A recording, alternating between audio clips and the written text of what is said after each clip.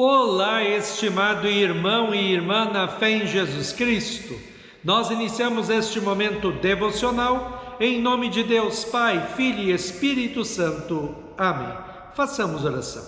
Ó gracioso Deus, te louvamos pela noite que se passou, por esse novo dia, que é mais um presente que o Senhor nos dá. Abençoa este dia, cuida de nós, abençoa os nossos trabalhos, abençoa tudo o que fizermos. De maneira especial, ó Deus, envia Teu Espírito Santo para estar conosco agora, quando vamos meditar na Tua Santa Palavra. Aumenta-nos a fé, a esperança e o amor. Isso te pedimos e agradecemos em nome de Jesus Cristo, Teu Filho, nosso Senhor e Salvador. Amém. Que a graça, a paz e o amor daquele que veio, daquele que vem e daquele que virá em glória, Jesus Cristo, nosso Senhor e Salvador, permaneça hoje para sempre com todos vocês. Amém. Queremos meditar na primeira carta de Paulo aos Coríntios, capítulo 4, versículos 18 a 21, que diz assim: Alguns de vocês ficaram orgulhosos, certos de que eu não iria visitá-los. Porém, se o Senhor quiser, eu vou visitá-los logo. Então vou saber o que esses orgulhosos são capazes de fazer e não somente o que eles são capazes de dizer. Pois o reino de Deus não é coisa de palavras, mas de poder. O que é que vocês preferem? Que eu vá até vocês com um chicote ou com o coração cheio de amor e bondade? Que Deus abençoe as palavras em nossos corações. Amém. Estimado irmão e irmã, diz um ditado que sempre você terá 50% das pessoas que conhecem você gostando de você e 50% das pessoas que conhecem você não gostando de você. Nem Jesus Cristo, Filho de Deus, conseguiu agradar todo mundo. Até ele enfrentou terrível oposição. Assim também o apóstolo Paulo tinha uma oposição muito forte de algumas pessoas da congregação de Corinto. Por isso ele escreve o texto de hoje. Ele começa dizendo assim: Alguns de vocês ficaram orgulhosos, certos de que eu não iria visitá-los. Porém, se o Senhor quiser, eu vou visitá-los logo. Então vou saber o que esses orgulhosos são capazes de fazer e não somente o que eles são capazes de dizer. Paulo havia dito anteriormente que enviaria o pastor Timóteo para estar com os cristãos de Corinto e ensinar-lhes a palavra de Deus. A oposição a Paulo então começou a dizer que Paulo não iria mais a Corinto porque estava com medo de encarar os cristãos de lá. Paulo diz que se Deus quiser, ele irá até Corinto e falará cara a cara com todos. Daí veriam quem tem só palavras e quem tem autoridade e poder que vem de Deus.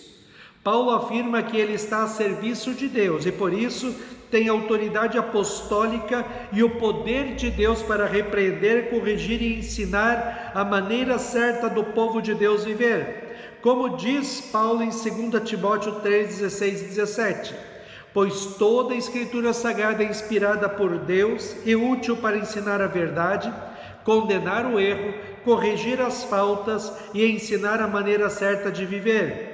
E isso para que o servo de Deus esteja completamente preparado e pronto para fazer todo tipo de boas ações. Quando a palavra de Deus é pregada e ensinada, o Espírito Santo vem até a pessoa que ouve e produz a fé em Cristo. O poder de Paulo não era dele, mas da palavra de Deus que ele anunciava como apóstolo. É essa palavra de Deus que irá confrontar aqueles opositores a Paulo quando ele fosse visitá-los. Dizemos que a palavra de Deus tem duas doutrinas ou ensinamentos básicos principais, chamados de lei para os pecadores que vivem pecados e evangelho para os pecadores que se arrependem de seus pecados, creem em Cristo e desejam viver uma vida santa, bonita e agradável a Deus, segundo a sua palavra. Paulo então diz: O que é que vocês preferem? Que eu vá até vocês com um chicote ou com o coração cheio de amor e bondade? Se o grupo de cristãos de Corinto continuasse a fazer oposição à palavra de Deus anunciada por Paulo, quando ele fosse lá, iria com a lei de Deus para mostrar o erro deles, para que eles se arrependessem, ou com o evangelho que oferece e dá o perdão dos pecados, a vida e a salvação eterna para o pecador arrependido e crê em Cristo. Assim, estimado irmão e irmã, temos um Deus somente, mas o modo de tratar cada pessoa por Deus é diferente. Para os pecadores que vivem pecados e afastados de Deus, Deus vem com a lei que condena ao inferno, para que a pessoa se arrependa do seu pecado e volte para Deus na fé em Cristo. Com os pecadores arrependidos e que creem em Cristo, Deus vem com o Evangelho, que garante o perdão dos pecados, a vida e a salvação eterna. Jesus Cristo, Filho de Deus, veio ao mundo para salvar a humanidade dos pecados e do inferno. Para isso, Jesus teve de sofrer na cruz todo o peso da ira e castigo eternos de Deus, para pagar a nossa dívida com Deus como nosso substituto. Ele, na cruz, levou sobre si mesmo a culpa dos meus e dos seus pecados. Ele levou sobre si mesmo toda a dor eterna pelos pecados que nós cometemos. Por isso, quem crê em Cristo como seu Senhor e Salvador e vive uma vida de fé, esperança e amor, recebe, por graça e amor de Deus, o perdão dos seus pecados, a vida e a salvação eterna. Paulo pergunta: como vocês querem que eu vá até vocês? Com a lei ou com o Evangelho? Deus também pergunta para mim e para você diariamente: como você quer ser tratado por mim? Como o juiz que julga os seus pecados e lhe condena ao inferno? Ou como o Pai misericordioso que perdoa e aceita o pecador pela fé em Cristo? Que nós possamos receber e sentir este amor eterno de Deus em Cristo. Que possamos reconhecer a presença de Deus em nossas vidas, nos abençoando, protegendo e amparando. Que possamos amar a Deus como Ele merece acima de todas as coisas. Que possamos agradecer diariamente pelo seu amor e que possamos continuar confiando que o Senhor é o nosso bom pastor e nada nos faltará. Que nós possamos viver na fé em Cristo, adorar e servir a Cristo com as nossas vidas consagradas e comprometidas com Ele, com a sua palavra e com a igreja. Que nós possamos saber que o nosso Deus é um Deus de amor, mas na fé em Cristo.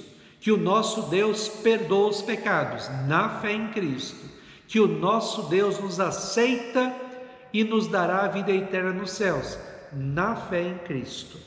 E quando chegar a hora de irmos para o céu, que possamos partir com tranquilidade, sabendo que o nosso Deus e Pai Celestial estará esperando por nós, para nos receber e nos fazer entrar na alegria do céu. Filipenses 1:9-11 diz o seguinte: o que eu peço a Deus é que o amor de vocês cresça cada vez mais e que tenham sabedoria e o entendimento completo, a fim de que saibam escolher o melhor. Assim, no dia da vinda de Cristo, vocês estarão livres de toda impureza e de qualquer culpa. A vida de vocês estará cheia de boas qualidades, que só Jesus Cristo pode produzir, para a glória e louvor de Deus. Amém. Façamos oração. Ó Senhor nosso Deus, nós te louvamos porque o Senhor nos ama tanto, mesmo nós sendo tão pecadores. Que nós possamos reconhecer o teu amor, as tuas bênçãos, que nós possamos reconhecer que Jesus Cristo é o nosso Senhor e Salvador, que nós possamos te amar acima de todas as coisas, que nós possamos ter um coração agradecido e que nós possamos confiar que o Senhor sempre estará ao nosso lado, cuidando de nós, de nossas famílias, de nossas alegrias e de nossos problemas. Que a tua presença, ó Deus, encha a nossa vida e a vida de nossas famílias de alegria e de paz. Fica conosco neste dia, cuida de nós e dá-nos sabedoria. Isso te pedimos e agradecemos em nome de Jesus. Amém. Receba a bênção do Senhor. O Senhor te abençoe e te guarde. O Senhor faça resplandecer o seu rosto sobre ti e tenha misericórdia de ti. O Senhor sobre ti levante o seu rosto e te dê a paz. Amém.